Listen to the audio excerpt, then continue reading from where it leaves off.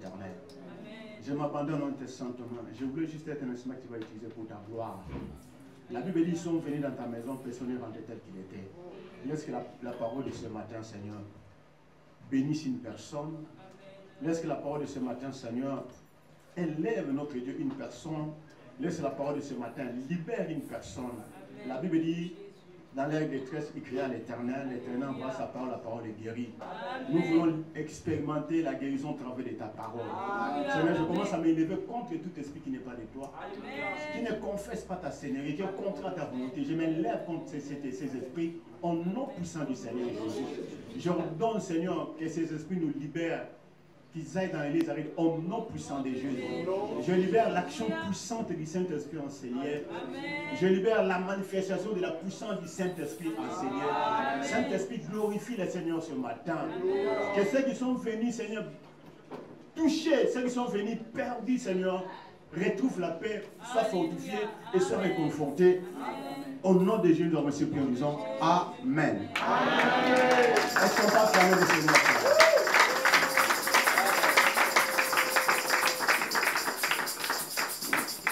Nous allons sans plus tarder lire la parole de Dieu. Nous sommes dans le livre de Luc, chapitre 8.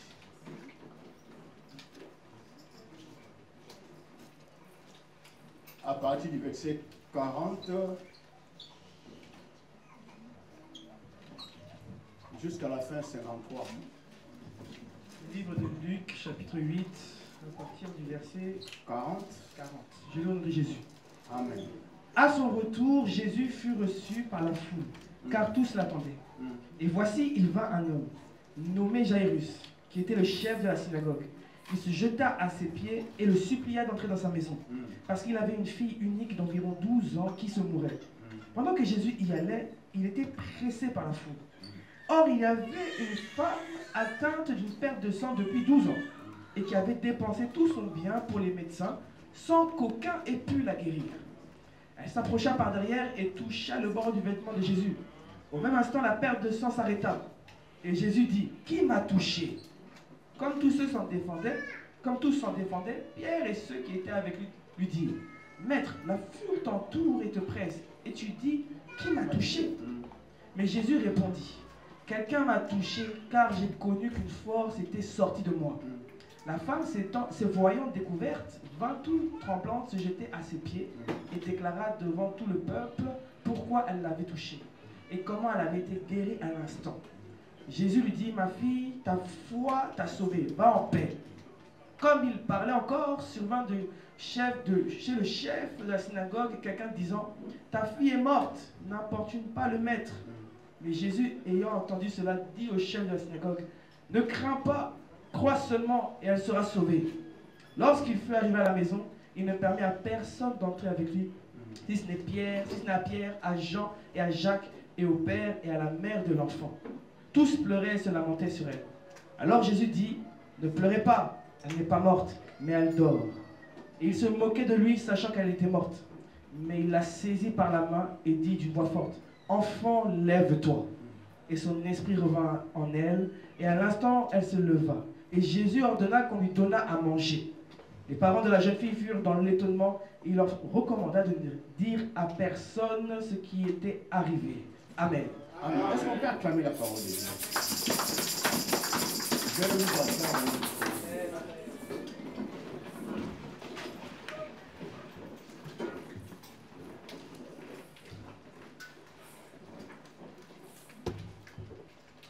Quand je priais pour préparer mon message, je me disais, mais qu'est-ce que je veux dire? Qu'est-ce que je vais... De quoi je vais parler devant le peuple de Dieu? Dieu me mit en part de soulever certains points qui sont importants sur cette histoire. Je crois fermement que ça va t'édifier et je crois que ce matin, les gens expérimenteront la main de Dieu. Amen. Suis-moi avec beaucoup d'attention parce que ça sera une très grande bénédiction pour toi qui es là ce matin. Amen. Notre thème de ce matin, la Bible est tentée de nous dire, c'est ce que le pasteur nous a donné, il vint un homme nommé Jairus qui était chef de la synagogue, se jeta à ses pieds et le supplia d'entrer dans sa maison. C'était le thème que nous allons partager aujourd'hui. Ici, on est tenté de nous parler de chef de la synagogue. Donc, celui qui est chef de la synagogue, c'est quelqu'un qui est supposé connaître Dieu. Alléluia. C'est quelqu'un qui est supposé connaître l'autorité de Dieu. La Bible est tentée de dire, il avait une fille de 12 ans, c'était une fille unique. Et il a remarqué que sa fille est tombée malade et son état s'empirait. Il est arrivé à un moment, il a dit non, non, non, non, non. En tout cas, si je ne fais rien, ma fille va mourir. Il faut que j'aille chercher le Seigneur. Donc il s'est déplacé, il a quitté sa zone de confort. Il est allé chercher le Seigneur pour chercher la guérison de sa fille. Lorsqu'il a cherché l'Éternel, il a trouvé. La Bible dit qu'il s'est jeté aux pieds de Jésus et il les supplia, insistant qu'il vienne pour prier pour sa fille, pour sauver sa fille. C'est cette partie-là où nous allons essayer de faire sortir des points très importants dans notre vie. Amen. La Bible est tentée de parler d'un chef de synagogue. La Bible ne parle pas de l'un des peuples, mais c'est quelqu'un qui était religieux, qui était responsable de l'église, qui connaissait ce qu'on appelle l'autorité, qui connaissait ce qui était Dieu et qui connaissait l'autorité de Dieu. La Bible dit, lorsqu'il est allé chercher le Seigneur, la Bible dit, lorsqu'il a trouvé, la première des choses qu'il a fait, il s'est jeté aux pieds du Seigneur Jésus-Christ. Sans pour autant parler, il vient se jeter aux pieds du Seigneur Jésus-Christ. Ce geste-là représente beaucoup de choses, symbolise beaucoup de choses. Le premier point, ça dit que le chef de synagogue, il ne pouvait pas se jeter aux pieds de Jésus, s'abaisser, s'humilier, si Jésus n'était pas autorité. Amen. Amen. Alléluia. Il a reconnu à Christ l'autorité. Il a compris que c'est celui-ci qui a l'autorité, c'est celui que Dieu a oint comme fils. Et il a l'onction de fils. Et le chef de synagogue a compris que c'est celui-là qui peut faire quelque chose pour ma fille. Amen. Donc, il vient devant une autorité. La première chose qu'on vient, on ne vient pas d'abord pour prier. On ne vient pas pour donner les offrandes. La première des choses qu'on vient devant une autorité, on vient se soumettre. Amen. Alléluia. Amen. Donc, ici dans ce monde, nous avons des choses. Nous avons l'autorité et nous avons la soumission. Amen. Les combats que nous avons dans ce monde-là, c'est le combat de l'autorité et de la soumission. Donc, si nous avons des combats aujourd'hui, c'est parce qu'un jour, un homme à qui Dieu a confié l'autorité, et il a cédé son autorité à Satan, et il nous a menés à l'esclavage. Alléluia. Amen. Donc, c'est le conflit d'autorité que nous avons dans nos églises. Donc, le chef des synagogues a compris que Jésus était différent. Parce qu'il était fils. Il avait l'onction du fils. Et il avait l'autorité. Il avait l'autorité suprême. Et il ne commence même pas par dire quelque chose. Il commence par se soumettre. Amen. Bien aimé, la puissance de Dieu ne peut que se manifester dans la soumission. Amen. Écoutez-moi bien. Dieu ne peut pas manifester sa puissance si nous ne sommes pas soumis. Amen. Donc, il y a des royaumes. Les royaumes, là, dans les cieux, et le deuxième royaume que le Seigneur est en train d'établir, élargit ce royaume de cieux ici sur terre. Vous allez remarquer dans les cieux. Donc, tous ceux qui sont dans les cieux, tous ceux qui ont des autorités dans les cieux, y compris les gens qui habitent dans les cieux, ils se sont tous soumis à Jésus. Ils ont pris leur volonté. Ils l'ont soumis à l'autorité de Jésus. Amen. Et dans les cieux, bien-aimés, la puissance de Dieu n'est pas limitée. Donc si Dieu t'amène dans les cieux, vous allez voir les choses que vous n'avez jamais vues. Parce que la puissance de Dieu est libérée. Amen. Le surnaturel dans les cieux est normal. Pourquoi? Parce qu'il n'y a qu'une seule autorité. Il n'y a qu'une seule personne qui règne, c'est Jésus-Christ. Et il accomplit parfaitement sa volonté. Et sa volonté n'est pas limitée. Amen. Donc le Seigneur voulait aussi établir ce royaume-là ici sur terre. Il faudrait que nous puissions reconnaître que Jésus est une autorité. Et cet homme-là était le chef de synagogue. Il a compris que donc c'est celui-là que Dieu a investi. Comme fils, il a bien aimé l'autorité suprême. Que ce soit sur les anges, que ce soit les hommes ici sur terre, que ce soit dans les ténèbres. Il a cette puissance, il a l'autorité bien aimé de changer les choses. Et il vient et commence à se soumettre. Amen. Alléluia. Alléluia. Bien-aimé, si tu veux vivre la main de Dieu, de la façon que personne ne l'a jamais vu, bien-aimé, ne l'a jamais vécu aussi, bien-aimé, il faut commencer par se soumettre à l'autorité d'abord suprême qui est le Seigneur Jésus-Christ. Alléluia. Alléluia. Nous allons traverser la Bible. Nous allons remarquer que Jésus a été établi d'une onction supérieure, d'une onction suprême. Et les gens étaient soumis au Seigneur Jésus parce qu'il avait l'autorité d'un fils. Donc vous allez remarquer que les gens s'opposaient à Jésus parce qu'il se disait être le fils de Dieu. Celui qui est fils, c'est celui qui est établi sur le trône. Celui qui est fils, c'est celui qui a l'autorité suprême. Celui qui est fils, c'est celui qui est égal au Père. Amen. Et les religieux s'opposaient. Ils savaient que lorsque Jésus parlait du fils, ils savaient qu'il avait l'autorité, il avait l'onction que le Père avait. Et les gens, les contestaient, s'opposaient à lui. Mais Jésus a manifesté dans sa parole, dans sa façon de marcher, il a prouvé aux gens qu'il avait cette autorité. Amen. Nous allons lire dans les versets bibliques. D'abord, qu'est-ce qu'on appelle l'autorité? L'autorité est les droits qu'on donne à une personne, à quelqu'un, bien aimé, pour accomplir une mission. Les droits qu'on donne à une personne pour commander. J'ai reçu un droit, je suis établi comme roi pour commander au royaume. En fait, les gens soient soumis à moi. Celui qu'on appelle l'autorité, c'est celui qui a l'autorisation, bien aimé, de décider d'une chose. En fait, les gens qui sont soumis puissent obéir à ces choses-là. Celui qui a l'autorité, c'est celui qui se fait obéir. Celui qui se fait obéir. Celui qui a l'autorité, bien aimé, c'est celui qui impose ses volontés. Parce qu'il a reçu l'autorité, nous sommes appelés, bien aimé, à faire ses volontés. Parce que c'est lui que Dieu a oint. Amen. La plus grande exigence que nous avons ici sur terre, ce n'est pas de se sacrifier, ce n'est pas de prêcher l'évangile, ce n'est pas de donner nos offrandes. La plus grande exigence que Dieu nous demande, c'est d'abord de nous soumettre. Alléluia. Ça commence par nous soumettre. Donc c'est-à-dire que quand Dieu fait établir quelqu'un, il veut lui donner l'autorité, il vient lui mettre sur une trône et il vient mettre l'huile sur lui. Et lorsque cette personne a reçu l'huile de Dieu, sa parole devient puissante. Ses actes deviennent puissants parce qu'il a l'autorité.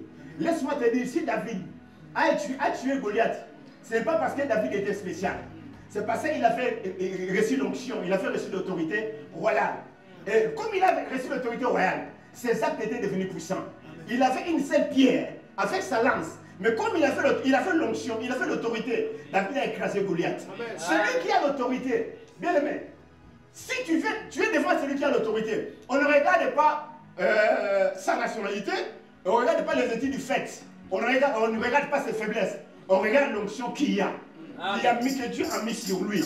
On regarde cela, bien aimé. Donc si quelqu'un est devant celui qui a l'autorité, quand nous avons rencontré l'autorité de Dieu, nous nous soumettons facilement parce que nous comprenons qu'il a une huile. Cette huile-là est différente de tout ce que nous allons faire. Avec cette huile-là, il peut ouvrir des portes. Avec cette huile-là, il peut changer de situation. Avec cette huile-là, il peut nous prendre et nous emmener où personne ne peut arriver. À cause de l'onction qui est sur lui, parce qu'il a été établi comme autorité. Si nous lisons la Bible, frère Brandon, prenez-moi 1 Samuel, chapitre 3, verset 19 à 20. Nous allons lire. Je vais essayer de m'étaler d'abord ici. Parce que si nous nous étalons ici, 1 Samuel 3, 19 à 20. Samuel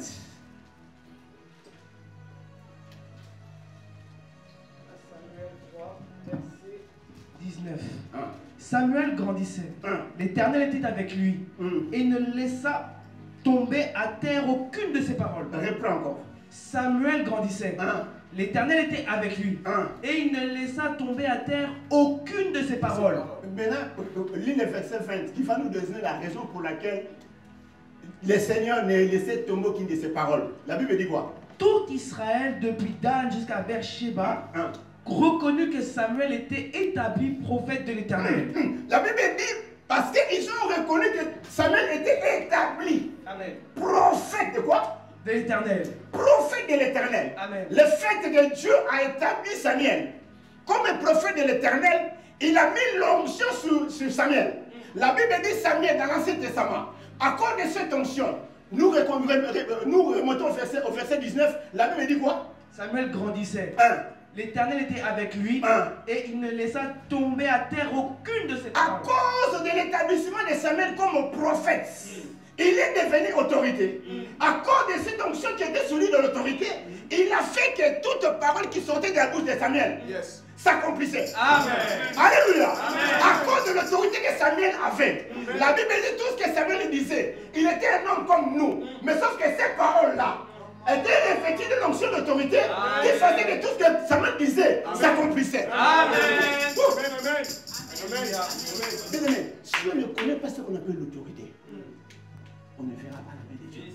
C'est-à-dire, nous allons palper seulement certaines choses de Dieu, mais nous n'allons pas rentrer dans les saints des saints. Parce qu'on ne connaît pas l'autorité de Dieu. Lorsqu'on vient se soumettre à Dieu, c'est-à-dire on lui dit, je prends ma vie, je le soumets en toi. Je prends ma volonté, je le soumets en toi. C'est-à-dire que je me laisse manier. Fais de moi ce que tu veux. Et quand tu soumets ta vie comme ça au Seigneur, tu reconnais qu'il y a autorité. C'est alors que le Seigneur va commencer librement à accomplir sa volonté dans toi. Amen. Et c'est alors que la gloire de Dieu se manifestera. Donc parce que je viens me soumettre à l'autorité de qui? De Dieu. Ici on parle de Samuel. La Bible parle de l'Ancien Testament. On ne parle pas d'abord du Seigneur Jésus. Je comprends que si quelqu'un a l'onction, il est devenu terrible, il est devenu dangereux. Si quelqu'un a l'onction, bien aimé, il peut ouvrir les portes qui étaient fermées dans ta vie. Amen. Si quelqu'un a l'onction, bien aimé, il peut changer ton échec en victoire. Amen. Si quelqu'un a l'onction, bien aimé, il peut changer ta stérilité à la fécondité. Donc il faut que nous ayons l'autorité.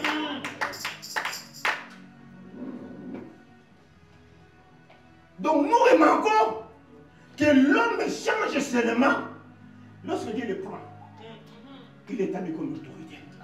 C'est pourquoi nous sommes appelés à craindre les autorités. Alléluia. Nous sommes appelés à nous soumettre aux autorités. Amen. Donc Jairus savait. Il était le chef de synagogue. Il comprenait ce que c'est l'autorité. Ce qu'on appelle l'autorité. Celui que Dieu établit comme autorité, il représente Dieu. Alléluia. Celui que Dieu établit comme une autorité, il représente Dieu. Amen. Si tu t'opposes à celui-là, tu t'opposes directement à Dieu. Amen. Donc celui-là est à l'onction, bien aimé, qui représente Dieu. Il devient dangereux. Amen. Il devient infiniment puissant. Amen. Il peut faire des choses que personne ne peut faire. Amen. Parce qu'il a l'autorité de Dieu. Il est devenu l'ambassadeur. Il est devenu le représentant de Dieu. Amen. Donc il faut comprendre que dans l'église, d'abord, nous avons des formes d'autorité. Il y a des gens que Dieu a établis comme des autorités. Il y a des gens qui sont appelés à se soumettre. Amen. Et quand nous commençons à nous soumettre à ces autorités-là, c'est alors que Dieu libère sa puissance. Amen. Alléluia. Je peux prier. Amen. Je peux prier. Amen. Je peux venir gêner. Mais si je ne suis pas soumis à l'autorité, d'abord l'autorité de Christ, parce qu'il y a l'autorité suprême. Laisse-moi te dire, tout ce que Dieu te dit, ça peut te passer sans pourtant que tu puisses te contempler. Mais quand je commence à me soumettre, les choses deviennent faciles. Alléluia. Parce que Dieu va me donner la forme qu'il voudrait. Amen. Dieu va m'amener où il veut. Je connais un homme qu'on appelait David. La Bible dit qu'à cette époque-là, il y avait des rois en Israël. Un roi qui était déchu et un roi qui était loin. Et la Bible est en train de me dire, le jour que David a eu l'onction, c'est le jour que le combat a commencé dans la vie de David. Amen. Et David savait que Saoul était un roi déchu. Mais David comprenait que malgré qu'il était un roi déchu, mais il avait l'onction de Dieu. Amen. Il était autorité. Amen. David n'a pas voulu combattre Samuel parce qu'il savait que c'était un roi de Dieu. David a souffert, bien aimé, a souffert de combats, a souffert de persécutions. Mais il avait compris que dans sa vie, s'il veut accéder au trône, il doit soutenir, bien aimé, l'autorité de Samuel. David allait partout. Il combattait les étrangers, les rois étrangers contre Israël. Il les affamissait. Bien aimé, pourquoi? Pour soutenir l'autorité de Samuel. Donc si je veux expérimenter la main de Dieu, je dois comprendre qui a l'onction. Et quand je comprends celui qui a l'onction, bien aimé, ce n'est pas mon problème s'il y a des problèmes avec Dieu. Ce n'est pas mon problème que je crois qu'il y a l'onction et je viens, je me soumets. Amen. Quand je commence à comprendre des choses comme ça, je deviens différent. Voilà comme ça, le matin, David est un homme différent de tous les autres. Dieu a permis ces choses-là pour briser David. On ne peut pas se soumettre, passer un débat, si on n'est pas brisé. On ne peut pas se soumettre si mon moi est en train de parler. On se soumet seulement. Lorsqu'on rencontre l'autorité du Seigneur Jésus, on se soumet à cette autorité. On est brisé. Le moi est parti. C'est alors que je pourrais me soumettre à n'importe qui. Dieu a mis l'onction sur lui.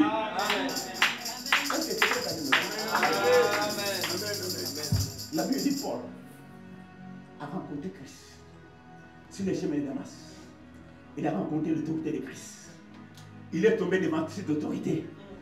Jésus il a dit, tu ne peux pas réjamber contre les aiguillons. Tu ne peux pas résister contre mon autorité. Tu ne peux pas résister contre mon autorité. Ta chair, ton moi, ne peut pas résister contre moi. La Bible dit, lorsque Paul a rencontré l'autorité de Jésus-Christ, la Bible dit, il commence à gêner. Il a compris que c'est Jésus qui a été établi comme autorité. Et quand on rencontre l'autorité, on est brisé. Les moi s'effacent, des moi disparaissent. Et quand on rencontre cette autorité, on a cette facilité de se soumettre à l'autorité établie. Jésus a envoyé Ananias. Ananias était un petit. On ne le connaît même pas. On a fait mention de lui seulement sur ces versets-là. Mais la Bible dit quelque chose de très important. Comme Paul a rencontré l'autorité de Christ, il était soumis à l'autorité. Et il avait cette facilité de se soumettre aux gens que Dieu a délégués comme autorité. La Bible dit Paul est venu se soumettre à l'autorité d'Ananias. Oh, alléluia. Paul est venu se soumettre à l'autorité d'Ananias. Ananias était petit. Bien aimé, on ne regarde pas ce que l'homme est, mais on regarde ce que l'onction qu'il a bien aimé. On ne regarde pas ses faiblesses, on regarde l'onction que l'homme a. Paul a compris que c'est celui-là que Dieu a mis sur lui l'onction. C'est celui-là pour moi qui est autorité. Paul est venu s'agenouiller devant Ananias. Et Ananias a établi sa main sur Paul. La Bible dit, comme il avait l'autorité, Paul ne voyait pas. L'autorité représente le pouvoir. Quand on parle d'autorité, on parle de pouvoir. Quand on parle d'autorité, on parle de puissance. L'église aujourd'hui n'est pas puissante parce qu'on ne se soumet pas. Amen. Quand on se soumet, les choses changent. C'est ce qui fait la force de l'église. Et la Bible dit, Paul se soumet à Ananias. Il a mis la main sur lui, il parlait doucement. Les pommes de puissance et de pouvoir n'a rien à voir avec crier. Ce n'est pas le fait de crier qui fait d'être un homme fort. Non, c'est le fait de se soumettre. Comme Paul s'est soumis à l'autorité d'Ananias, la Bible dit les simples mains d'Ananias sur lui, les simples paroles d'Ananias, la Bible dit a fait tomber les écailles devant Paul. Paul ne voyait même plus. Mais la Bible dit Paul a fait quoi? A recommencé à faire quoi? À voir. Parce qu'il avait rencontré l'autorité de qui? De Christ. Lorsqu'on rencontre l'autorité de Jésus, on est brisé. Lorsqu'on rencontre l'autorité de Jésus, on se sent faible, on se sent souillé, on voit ses péchés, on veut se soumettre, on veut se jeter. Et à ce moment-là seulement, que Dieu peut faire de toi ce qu'il voudrait. Alléluia. Alléluia. Nous allons remarquer, nous lisons la Bible, mais des fois nous ne comprenons pas que Jésus était une autorité établie. Nous allons parcourir certains versets. Nous allons voir qu'il a fait l'autorité suprême. Alléluia. Frère Brandon, lis-moi Matthieu 9, 6. Ici nous allons voir, comme il avait reçu l'onction du Fils de Dieu, il a fait reçu l'autorité de pardonner les péchés des gens. Amen. Matthieu 9. Matthieu 9, verset 6. Or, afin que vous sachiez que le Fils de l'homme a sur la terre le pouvoir de pardonner les péchés. Lève-toi, dit-il au paralytique, prends ton lit et va dans ta maison. Amen. Alléluia. Amen. Donc, la Bible est en train de nous dire clairement, commence à nous expliquer qui était le Seigneur Jésus-Christ. Des fois, nous lisons la Bible, nous ne comprenons pas les choses. On reçoit la vie de son croix, mais on vit cette vie dans la soumission. Alléluia. Je comprends bien. On reçoit la vie de son croix. On croit pour recevoir le salut. Mais on ne peut pas vivre le salut sans la soumission. Nous oublions, nous croyons seulement, mais nous ne nous soumettons pas. La Bible est en train de dire que Jésus était le Fils de Dieu. Celui qu'on appelle Fils, c'est celui que le Père a établi comme son Fils unique. Et il a été établi comme autorité. Donc être Fils de Dieu, être une autorité établie, qui ont les mêmes trônes avec le Père. Et lui, la Bible dit, comme il était Fils, il a reçu l'autorité de faire quoi? De pardonner les péchés des gens. Lorsque Jésus le disait, les gens disaient qu'il se blasphémait. Les religieux commençaient à s'opposer. Jésus leur dit, en fait, que vous sachiez que le Fils de Dieu a le pouvoir de pardonner les péchés. Je te dis quoi? Il a dit quoi? Lève-toi, dit-il au paralytique. Et le paralytique, va dans ta maison. Le paralytique du coup se lève et va dans sa maison. Quelqu'un qui ne marche pas. Mais pour prouver aux religieux qu'il était fils, dans les prérogatives de fils, parce qu'il était mis sur le trône, Dieu lui a donné le pouvoir de pardonner les péchés des gens. Ça dit de prendre quelqu'un qui est dans le royaume des ténèbres, qui est sous la puissance du malin, de l'enlever sous les griffes de Satan et de le faire entrer dans le royaume de Dieu. Donc ces prérogatives-là étaient pour le fils, parce qu'il était établi comme autorité. Lorsqu'on parle de le fils de Dieu, des fois on ne voit que fils de Dieu, mais on ne voit pas ce que signifie. Quand on dit que Jésus est le fils de Dieu, on dit que Jésus a l'autorité, est établi comme autorité. Et quand on parle de Jésus comme fils de Dieu, on est en train de dire qu'il est le chef suprême. Alléluia. Il est le chef suprême.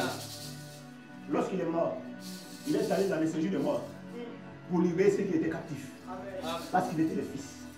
Alléluia. Il a le pouvoir de pardonner les péchés. Il a le pouvoir de changer la vie des gens. Il a le pouvoir de sauver une famille. Il a le pouvoir de lever une nation. Pourquoi? Parce qu'il était le fils de Dieu. Il est établi comme première autorité. Et il a la même étoile, le même pouvoir que le Père. Quand on parle de fils bien-aimé, quand tu parles de Jésus-Christ, il faut bien-aimé, changer ta façon de parler de Christ. Amen. Il faut changer ta façon de parler de Christ. Amen. Des fois, nos yeux ne voient pas. C'est lui qui est le chef suprême. Celui-là, bien-aimé, qui peut décider de ta vie, qui est le chef souverain. Et quand il décide quelque chose, personne ne peut le changer. Lorsqu'il ouvre une porte, personne ne peut le fermer. Lorsqu'il ferme une porte, personne ne peut l'ouvrir. Ces jours-là, les religieux ont compris que Jésus n'était pas un simple homme, mais Jésus était une autorité. Donc les chefs des synagogues est venu se jeter aux pieds de Jésus parce qu'il avait compris qu'il avait l'autorité. Il avait compris que si je me jette aux pieds de cet homme-là, comme il a l'autorité, il a la capacité de guérir ma fille. Il a la capacité, même s'il mourait, de le ressusciter. Amen. Quand je lis la Bible, quand on parle d'Abraham, d'abord je me disais comment il peut accepter de donner son fils. Alors que ce Dieu a dit que c'est le fils de promesse. Je ne comprenais pas. Quand je commençais à comprendre ce qu'on appelle l'autorité de Dieu, j'ai compris que lorsqu'Abraham a quitté Charan, il est venu se soumettre à l'autorité de Dieu. Il était facile. Quand Dieu lui fait quelque chose, il le fait facilement. Parce qu'il était soumis à l'autorité de Dieu. Abraham, ce Dieu avait compris que je prends ma vie, je le mets sous l'autorité de ce Dieu-là. Donc Abraham, il avait cette facilité d'obéir facilement. Donc l'homme ne peut pas obéir facilement si l'homme n'est pas soumis, bien-aimé. C'est la soumission qui fait que Dieu manifeste puissamment, bien-aimé. Sa puissance est sur nous. Que Dieu établisse son règne sur nous. Donc si nous sommes soumis, Dieu va nous amener loin. Nous serons les modèles. Nous serons les mémorials. Dieu fera de nous une histoire. Lorsqu'on parle de nous, on parlera de nous. Parce que Dieu veut accomplir sa volonté. Seulement à des gens qui sont soumis. Jairus vient d'abord se jeter. Le problème de soumission, c'est un problème de cœur. C'est un problème intérieur. Ce n'est pas un problème extérieur. Le problème de soumission, c'est un problème d'attitude. Lorsqu'on vient devant le Seigneur. Comment est-ce que tu viens devant le Seigneur? Comment est-ce que tu fais l'œuvre de Dieu? Est-ce que tu es soumis aux autorités établies? Est-ce que tu es soumis d'abord à Christ? Est-ce que tu es soumis aux autorités établies? Nous faisons l'œuvre de Dieu dans la soumission, dans le principe de rébellion. Voilà que nous ne voyons pas la main de Dieu. On peut que faire l'œuvre de Dieu dans le principe de soumission. Si on commence à se soumettre, les choses changent. Amen. Amen. Donc, comme il était fils, il avait l'autorité, il avait le pouvoir, il avait la puissance de pardonner les péchés. Alléluia. Alléluia. Comme il était fils, il avait le pouvoir de combattre le royaume des ténèbres. Il avait le pouvoir d'aller arracher entre les mains de l'ennemi l'autorité qu'on avait donnée à Satan et de les récupérer, bien aimés. Et de nous établir sur cette autorité, d'établir le principe de soumission, bien aimés. En fait, de tous ceux qui vont accepter Jésus, qui reçoivent la vie de soumission et qui obéissent au Seigneur. Lisons Colossiens 2, 14 à 15.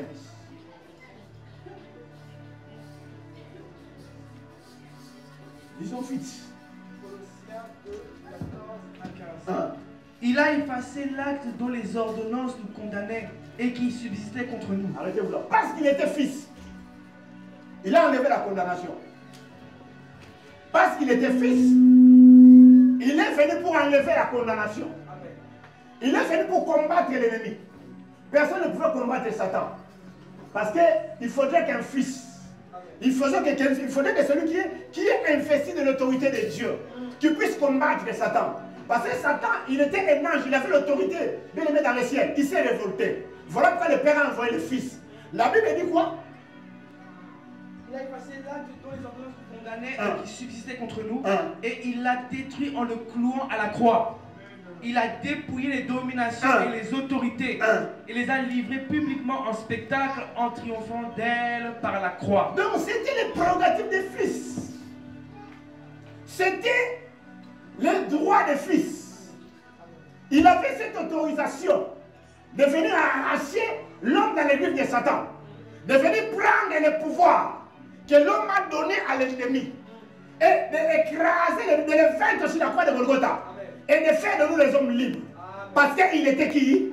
Le fils. Et il était établi comme le fils. Et quand quelqu'un a l'autorité, automatiquement il a le pouvoir d'accomplir certaines choses.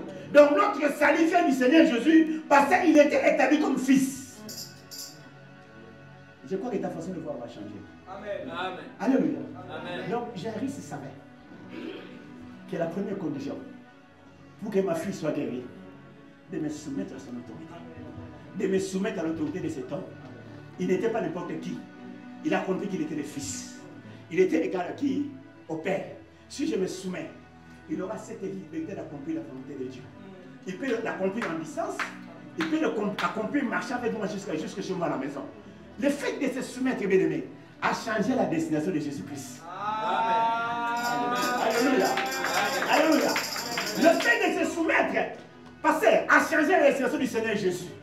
Jésus aime les gens qui se soumettent. En fait qu'il manifeste son règne. En fait qu'il manifeste sa volonté.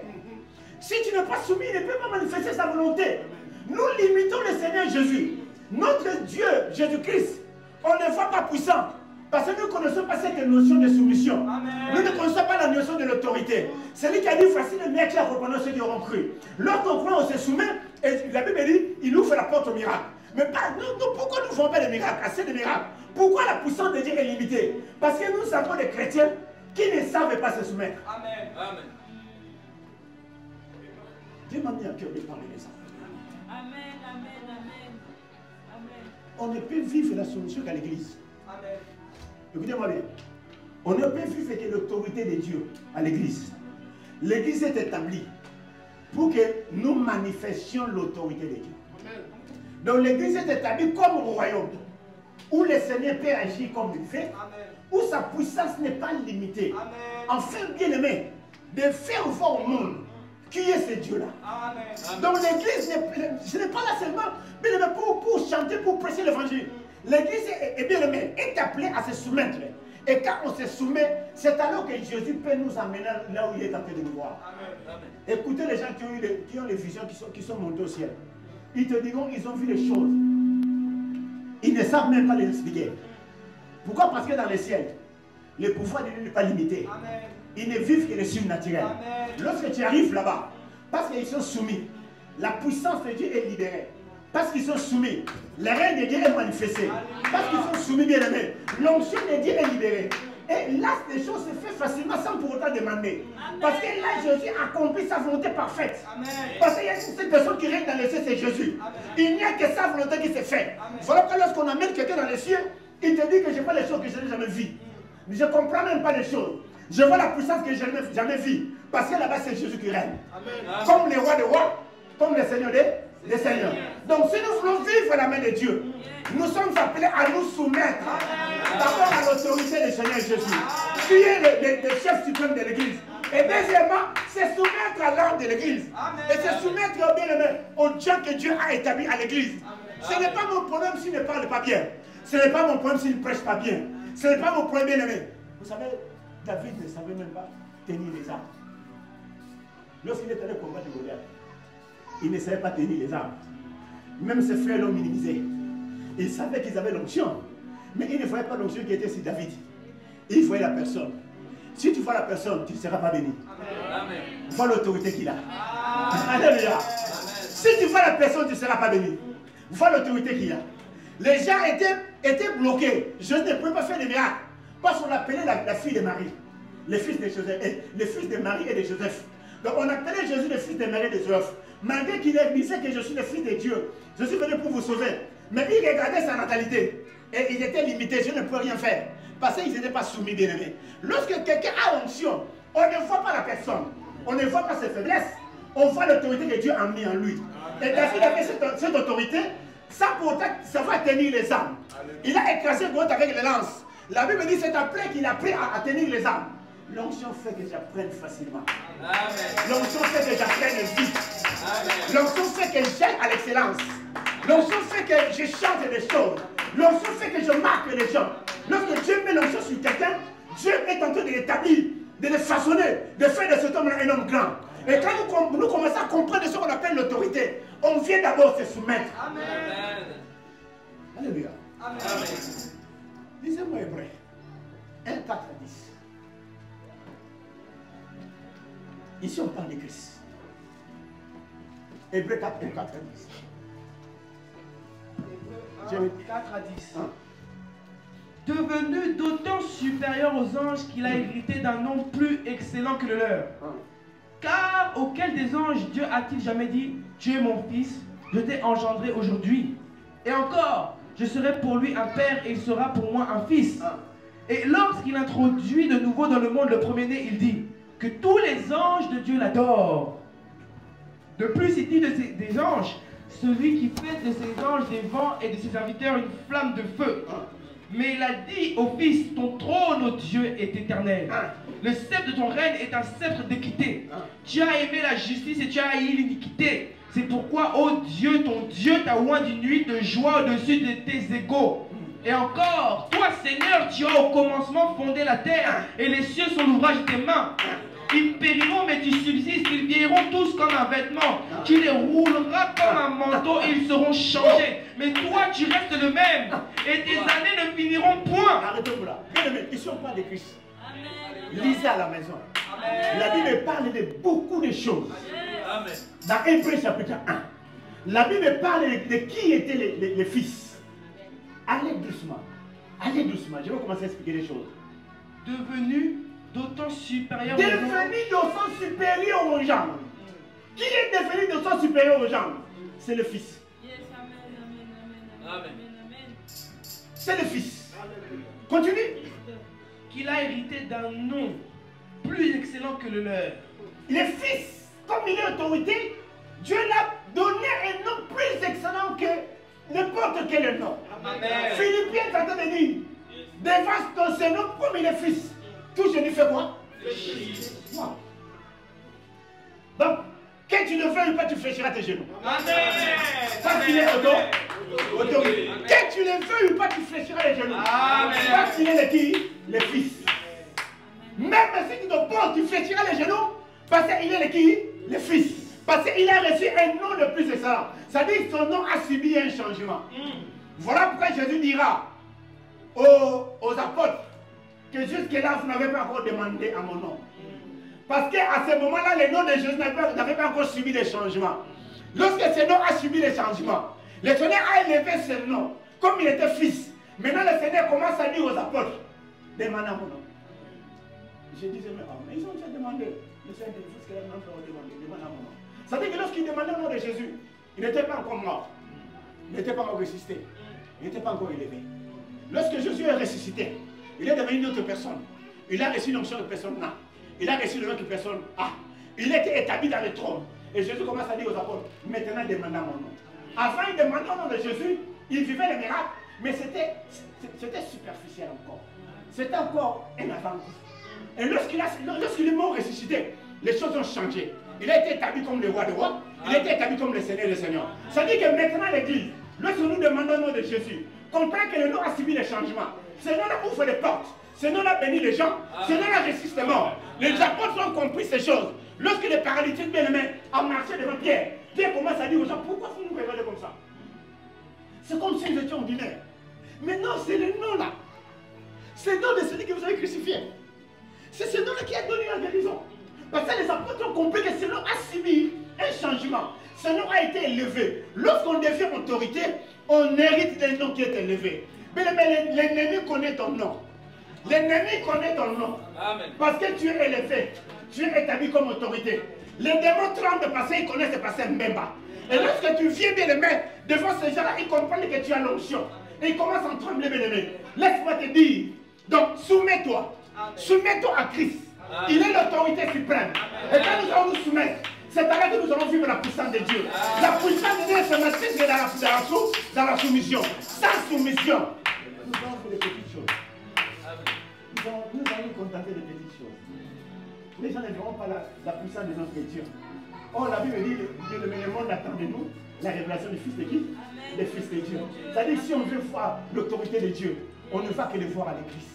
C'est pourquoi je dis aux gens bien-aimés, si quelqu'un est tenté de l'utiliser, ne parle pas de la magie. Parce que tu n'es pas rentré dans cette dimension-là. Tu ne connais pas cette dimension-là.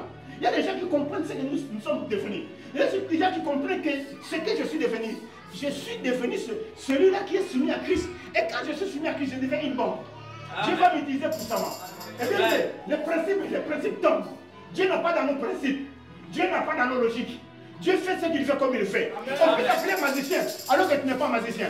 Jésus guérissait les gens comme il voulait. Il pouvait mettre de la salive sur toi. Il met de la boue, il te dit, va te laver. Il pouvait déclarer à distance et tu es guéri. Il peut aller vers toi pour faire quoi? Pour étendre ta main sur toi. Jésus guérissait les gens de n'importe comment. Parce qu'il a fait l'autorité. Mais n'accepte pas quelqu'un de magie. Si tu ne connais pas bien aimé la révélation qu'il a reçue de Jésus, amen. Si tu ne connais pas son intimité, bien aimé, soumets-toi au Seigneur. Il va amener cette église loin. Amen. Quand nous commençons à nous soumettre, bien aimé, les choses vont changer. Notre façon de voir les choses fait quoi? Change.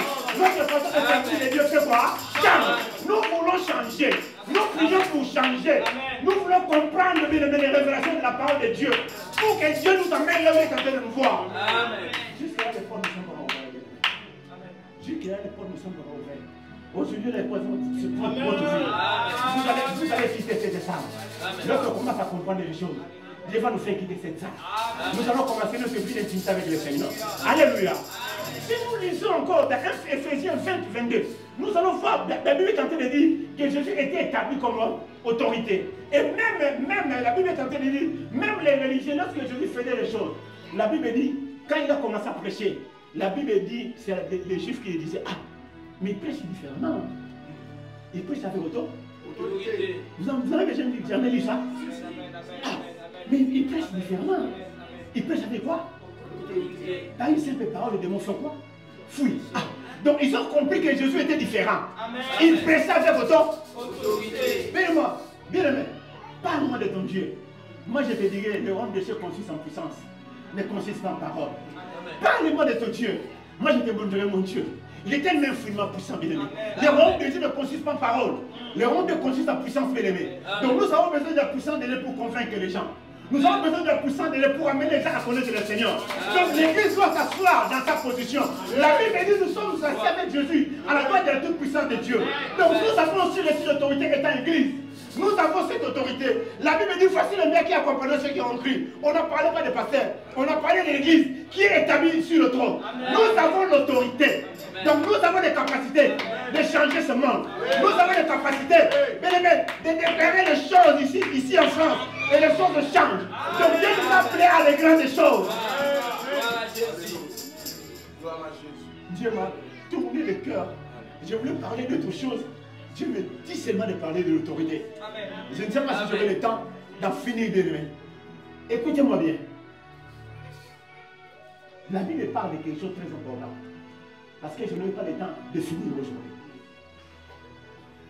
Lorsque Dieu a établi le Seigneur Jésus, Dieu a voulu que Jésus puisse établir son règne ici sur terre. Partout où Jésus était accepté comme autorité, pasteur, il venait établir son règne. Partout où Jésus était reconnu comme autorité, il venait établir son règne. C'est-à-dire que le règne de Dieu ne peut pas se manifester à l'église si les gens ne sont pas soumis au Seigneur. La Bible dit, c'est le royaume de Dieu qui s'établit.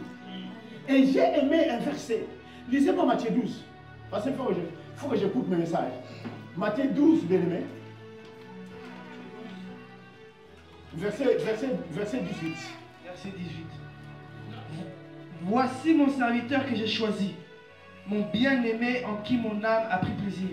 Je mettrai mon esprit sur lui et il annoncera la justice aux nations. Arrêtez-vous là, après sauter. Lis maintenant 28. Mais si c'est par l'esprit de Dieu que je chasse les démons, le royaume de Dieu est donc venu vers vous. Ou comment quelqu'un peut-il entrer dans la maison d'un homme fort? Lisez-moi seulement le verset 28. Ok. Mais si c'est par l'esprit de Dieu que je chasse les démons, le royaume de Dieu est donc venu vers vous. Commencez à 18 et lis 28 pour mettre la meilleure audition. Voici mon serviteur que j'ai choisi, mon bien-aimé en qui mon âme a pris plaisir. Je mettrai mon esprit sur lui et il annoncera la justice aux nations. Ici on parle de Christ. C'est Dieu qui est en train de présenter Christ à Israël. Il est en train de présenter Christ à Israël parce que Dieu voulait établir son règne. Il présente Christ pour prolonger son règne qui est dans les cieux, l'établir ici sur terre. Laisse-moi te dire, Église, tu fais partie du royaume de Dieu. Amen. Amen. Amen. Oh, je ne comprends rien. Je répète encore. Laisse-moi te dire, Église, tu fais partie du royaume de Dieu. De la même façon, Jésus, son puissance n'est pas limitée dans les cieux de cieux. De la même façon aussi à l'église, la puissance de Dieu ne peut pas être limitée. Amen. Amen. On nous présente Jésus église. Le Seigneur a dit, je mettrai mon esprit sur lui. Donc il aura l'onction. Parce qu'il est mon serviteur.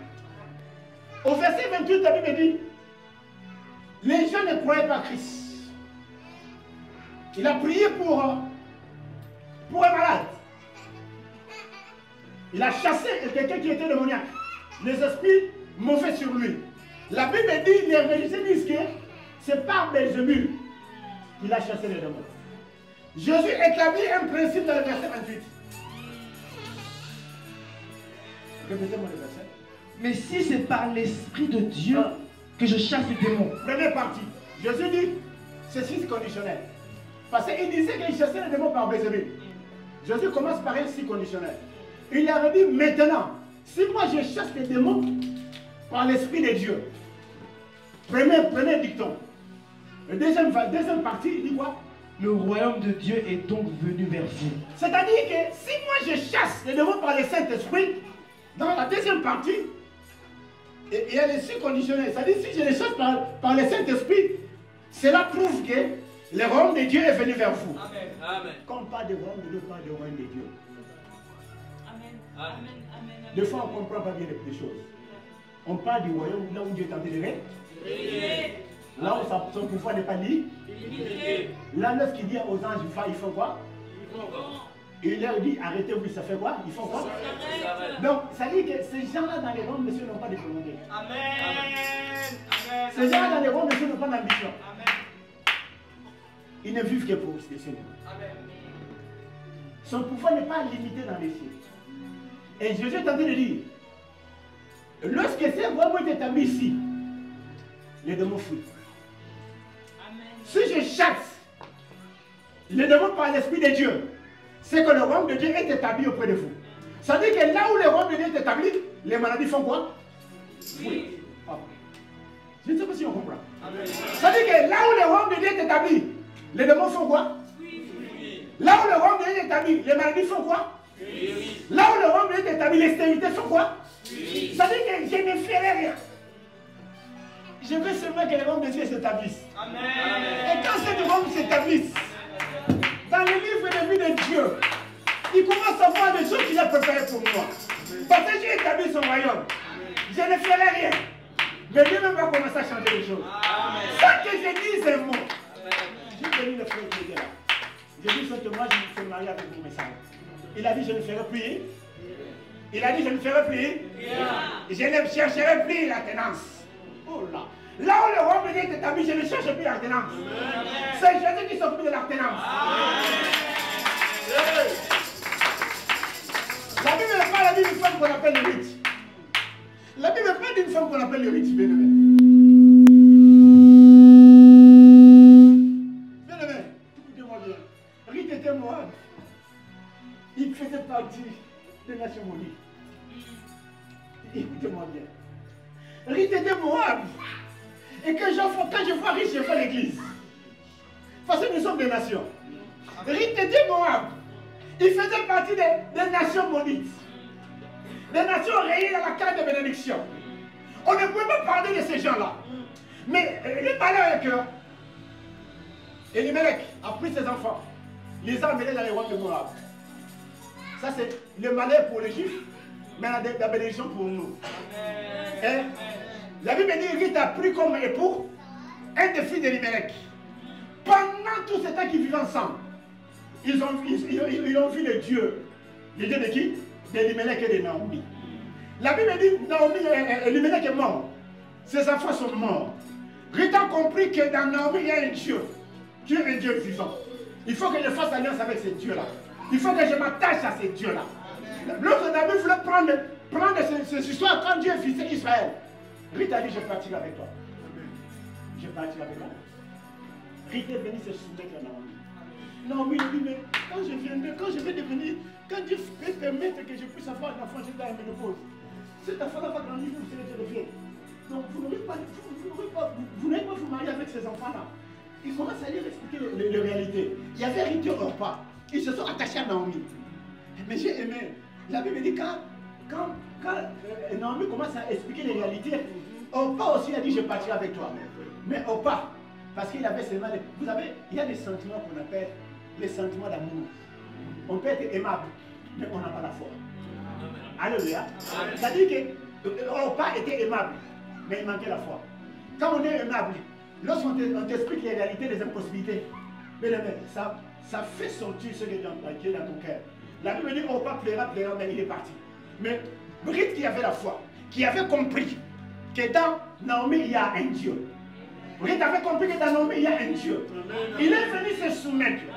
Il est venu se mettre au pied de Naomi.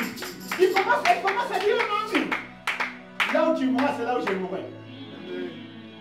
Ton Dieu devient mon Dieu. Que la mort nous sépare. Il vient se soumettre à qui? À Naomi. La soumission a fait que ces jeunes filles commencent à aller travailler pour faire nourrir sa belle-mère. La soumission. Et la soumission est une porte. Amen. Une porte. Yes. Qui a amené Ruth à devenir la femme de Boaz. Amen. La soumission fait que des portes s'ouvrent dans la vie de Ruth. Yes. En fait que celle qui ne pouvait pas avoir de mari puisse avoir Boaz comme épouse. Et laisse-moi te dire, donc c'est de Ruth que Jésus est venu. Amen. Alléluia. C'est de Ruth que Jésus est venu. À cause de sa soumission. À qui? À Naomi. Il voyait l'onction sur Naomi. Il voyait l'onction sur Naomi. Il voyait le Dieu de Naomi. Naomi représentait Dieu pour elle. Elle fait se soumettre. Si nous voulons vivre les surnaturels, nous voulons vivre les miracles. Si nous voulons pas te soumettre dans notre vie, soumettons-nous. Commencez par se soumettre. Quand on se soumet, les choses deviennent faciles même à l'église. Personne ne te dira arrive à valeur. Vous savez, le manque de soumission fait que nous venons après. C'est-à-dire qu'au lieu que nous accueillons le Seigneur, nous venons en retard. C'est ça qui fait ça. Lorsque quelqu'un soumis tremble, il a la paix, on appelle respectueuse. Lorsque quelqu'un est soumis, il devient fidèle. Il devient même loyal. Lorsque quelqu'un est soumis, bien aimé, il ne réfléchit pas. Les gens qui réfléchissent sont des gens qui ne sont pas soumis. Si Abraham avait réfléchi, il allait combattre Dieu. Il allait dire que ça, ce n'est pas Dieu. Dieu ne peut pas me donner l'enfant et Dieu me dit encore que cet enfant-là que je le donne. Ça, c'est l'esprit d'erreur. Mais parce qu'il était soumis, il n'a même pas réfléchi. Et lorsqu'on est soumis, on court, on galope, on fuit. On ne marche pas avec la lanterne. Je veux que cette église change de dimension. Je veux que nous devons monter, bien aimés. Apprenez la solution pour aller où là où Dieu est en train de se voir.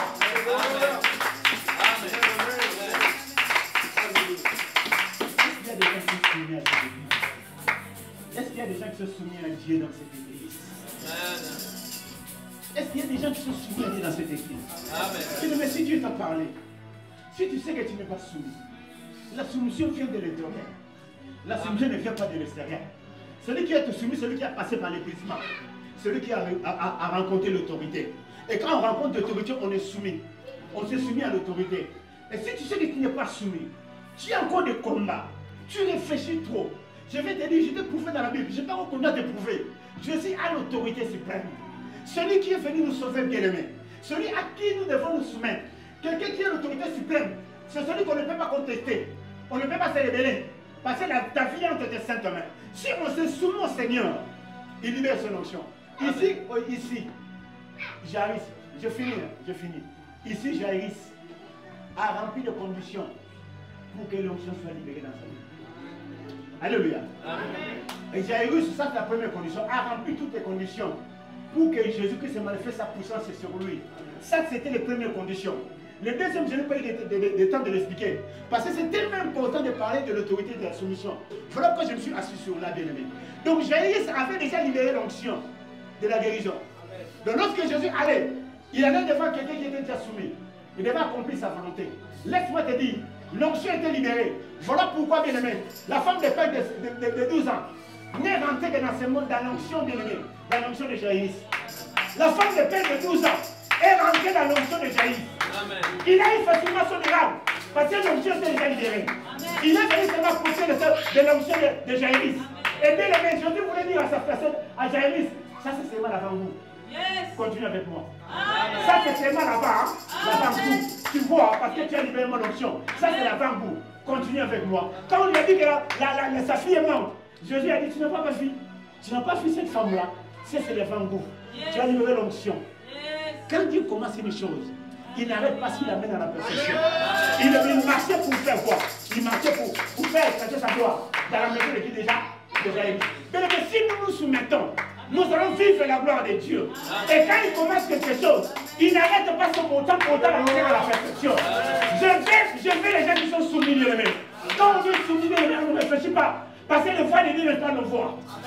Amen. Voilà mon message de ce jour. Est-ce qu'on peut se mettre debout? Je sais que Dieu va te visiter aujourd'hui.